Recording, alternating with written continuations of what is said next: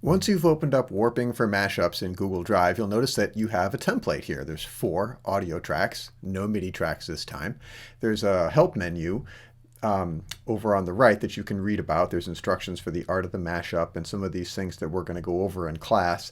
A copyright thing that says it's okay to use the tracks that you're about to use, and instructions on how to access the songs, which I will show you right now. It says go over to your browser, look in current project, which is right here, and then choose samples. There will be 4 songs in here. So you can just drag them over. So drag that one, drag this one. Here we go. All right. Now, in this template, you will notice that they have turned on auto warp long samples. Auto warp long samples. That's important. When you do your own projects, you want to make sure you put that on. What's warping? Well, that's a good question. So warping is what Ableton does to change the tempo of a song to make it match the tempo of your project. Now, the metronome here is set up to 124 beats per minute. Not all of these songs were recorded at 124 beats per minute. For example, let's look at Future Bass, this song here. I'm going to double click on it, and you'll see that it was recorded at 148 beats per minute. Now, when I hit play, since it was recorded, since we imported it with this warp on, when I hit play, you're going to hear it in time at 124 beats per minute. Here's the metronome.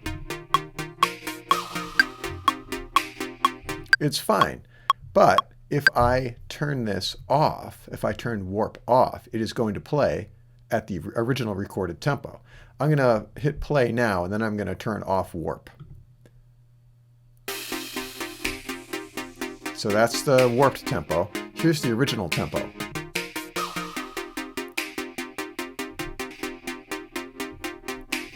So this happens with all these songs. Let me hit the stop square here, and I'm going to play this hip-hop electric one.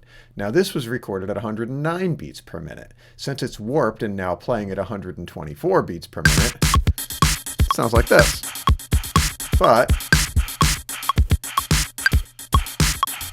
notice the metronome doesn't line up with it anymore.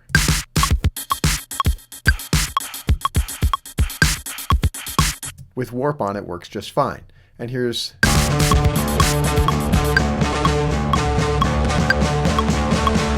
That was recorded pretty close. That was recorded at 127 beats per minute.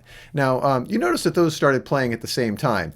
When you are lining up all of these songs together, they create what's called a scene. And I can play all 4 of these tracks together by hitting this play triangle in the upper right-hand corner, number 1. That's pretty terrible, though, because all 4 tracks are playing at the same time, and it's a real mess. What we can do, though, is space out some of these tracks and select certain samples, certain parts of them to play together. In the next video, I will show you exactly that.